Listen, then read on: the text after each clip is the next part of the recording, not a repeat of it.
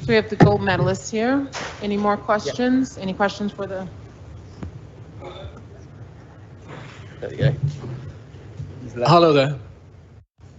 Hi. Hi. Sorry, miles away. Jeremy Armstrong from the Daily Mirror. Many congratulations. Thank you. I wanted to ask a couple of questions, first of all. Just how you felt watching the final dive and the kind of tension that you felt as you watched, the feeling at the end when you realised that you won gold. And also, could you tell us a little bit about how you met? Because obviously there's this amazing picture of when you were, I think you were 10. Yeah, that's right, yeah. And I wondered if you could just sort of talk us through that. Sorry, that's a big question to start, but yeah, that's what I'd like to talk about, if that's okay.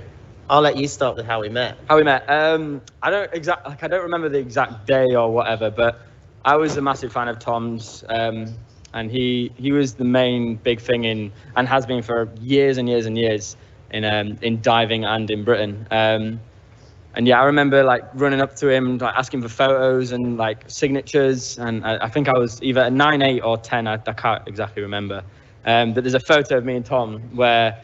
I think it's just after Beijing, or the year of Beijing, and it's funny because I'm just a tiny little kid with a big head, and Tom's there, and then we put them together with another photo of like obviously more recent, and it's funny how things like turn out. Like all those years back, I was a fan and a little kid, looking up to him, and now we're best mates, and we are Olympic gold medalists. It's insane. It is crazy to think just that.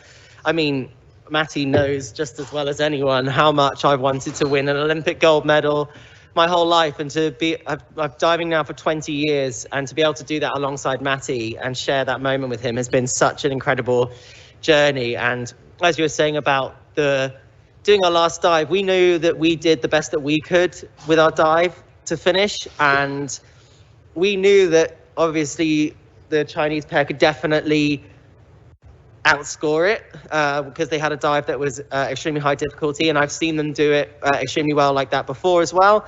So we knew we put in our best shot at it, and then that wait for Russia to dive, and then it was Japan to dive, and then China, and then it was like, it felt like it was a delay for about like an hour between when they hit the water and when the actual scores got put up on the board. But to see us become Olympic champions I genuinely still cannot believe that it actually just happened.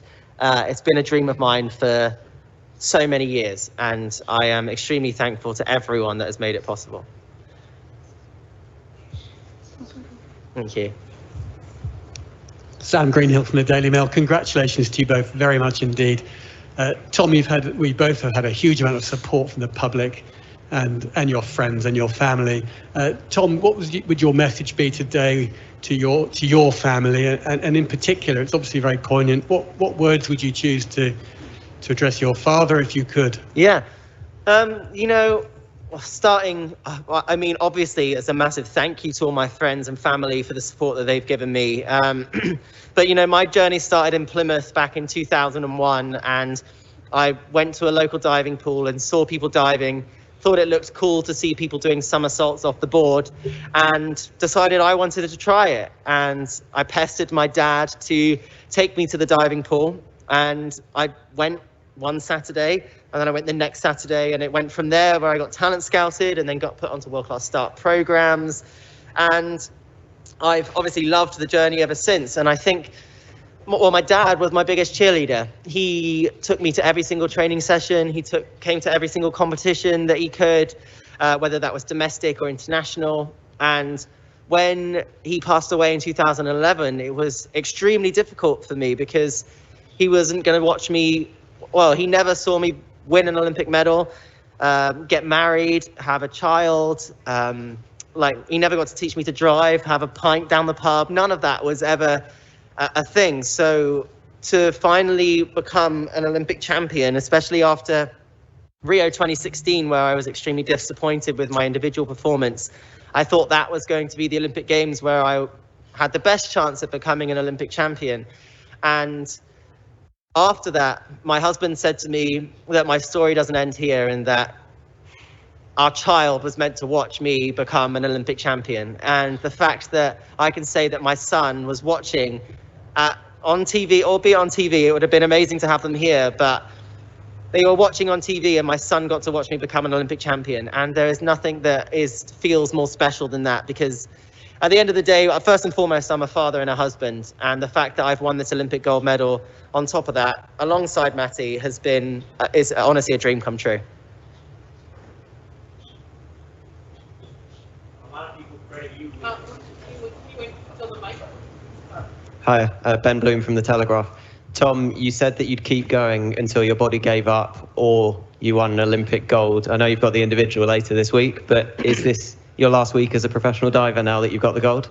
Oh God, no, because that makes me too sad to think that I was, that's kind of one of those things that you say thinking that you want to win an Olympic gold medal, but never think you actually will.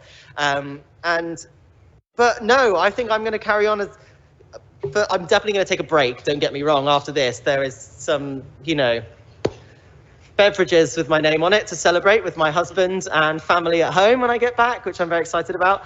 But I am, I'm definitely going to take a bit of time out because my body's been through everything and anything possible in the last 20 years. So taking a break, and there's only 3 years now, so we'll see. A lot of people credit you with the fact that there are more out athletes at this Olympics than any of our summer games combined. So I wanted to get your comment on that. And also, you talked about visualization, mindfulness. How has that been a factor, would you say, in your success today? I'll start with the visualization. Matty and I have I started doing mindfulness back in 2016, just 10 minutes a day. We're focusing on breathing and just trying to be present and staying in the moment. But visualization has always been something that I've found very, very useful. Back when I was 9 years old, I drew a picture of myself in a handstand with the Olympic ring saying London 2012. And I dreamt of that moment for my whole life, to be in London 2012. And I did that, which was incredible. And then obviously the next goal was to be an Olympic champion. And honestly, coming into this event, I knew that our strongest chance was going to be in the synchro competition. And Matty and I have both been visualizing ourselves doing the best dives that we can and doing everything exactly right and never visualizing anything going wrong and just trying to do the best that you can. And I think there's great power that comes with visualizing yourself and not doubting your own abilities to be able to do it. And in terms of out athletes, there are more openly out LGBT athletes at this Olympic Games than any other Olympic Games previously.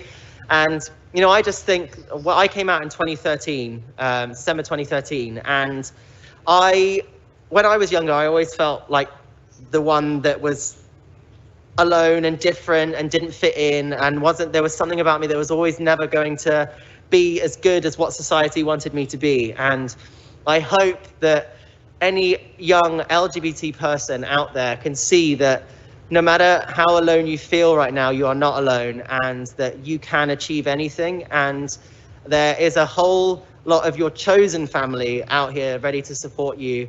And I think it's one of those things that I feel incredibly proud to say that I am a gay man and also an Olympic champion. And I think it's something that I feel very empowered by that, because it's when I was younger, I thought that I was never going to be anything or achieve anything because of who I was, and to be an Olympic champion now just shows that you can achieve anything. Matty, Hi. sorry, just a Hello. bit. You spoke earlier about the first time you met Tom. I just wanted to get a feeling. What does it mean? Not only you've now gone on to become the person who's won an Olympic gold with him, but literally you were the person putting it around his neck. Kind of how surreal did that feel? It felt crazy, honestly. In 2018, was it when I moved to? Yeah, October 2018. Yeah, October 2018, I moved my whole life to London. I was originally from Leeds. Moved away from my family, my friends, everyone. Had nothing really in London. And our aim was to get an Olympic medal for sure, and for it to actually go the way we wanted it, and we visualized the gold medal and we did it, is awesome. And to be able to I owe a lot to this guy, because he's taught me a lot, and we are best friends and we've spent a lot of time together. When I had no friends in London, and this guy introduced me to his mates, and and it was and his family, and it was great. So to be able to like put his well-deserved gold medal around his neck was really special for me. And yeah, I'm obviously very, very proud of him, and I'm so happy I could actually obviously it's my dream to be a gold medalist, Olympic gold medalist, but I'm so happy to be able to have done that with him as well.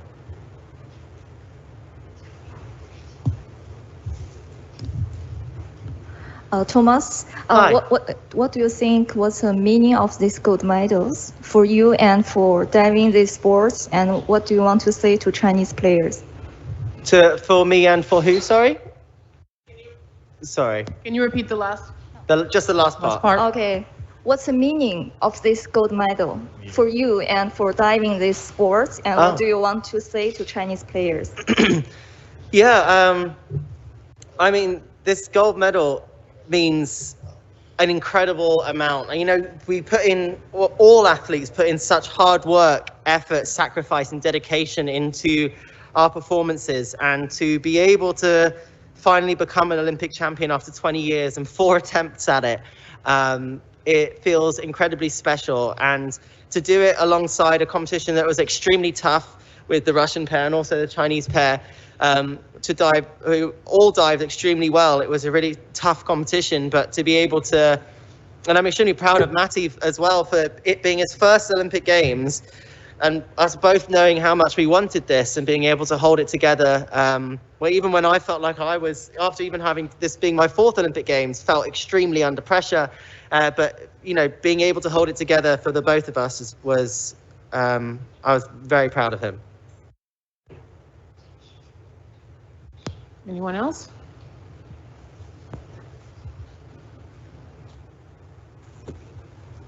日本のメディアです。ゴールドメダルおめでとうございます。トーマス選手に息子さんの今の年齢を聞きたいのと、どんなキャラクターの子供さんで、普段はどういうふうに励ましてくれているんでしょうか。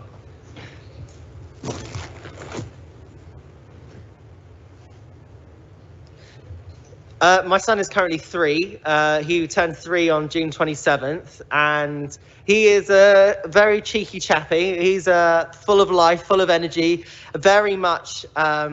He's just my everything. He's my biggest supporter. He's the person that I come home to and just give a hug to if I've dived well in training or if I've done terribly, and to be able to always go home to my son and have that unconditional love has changed my perspective on diving so massively, because I feel that pressure that I used to define myself on how well I used to do at diving, and you know, to be able to be like, you know what, I'm a father, and to come home from that and leave everything at the pool and come home and be a dad, it's been the most amazing, life-changing journey for me. And I can't wait to go and see them, my husband and my son, to give them a big hug and just to be able to celebrate on this incredible journey that it's been.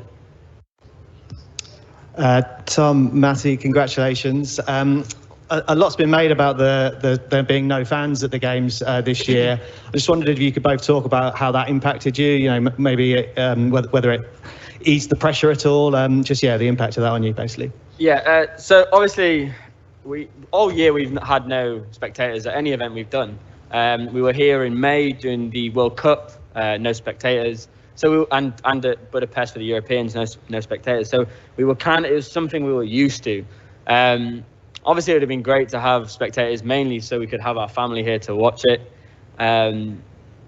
Yeah, and I think just because we were used to it, and to be honest, we had the whole diving team cheering us on. And diving's quite a very close family. Like, you don't just cheer for your own country, you cheer for everyone because you know how it feels. We understand everything about diving, so you have the whole of the diving athletes cheering. So it was still very loud. Yeah. And I heard them, I felt them. So yeah. So at least it still was quite noisy.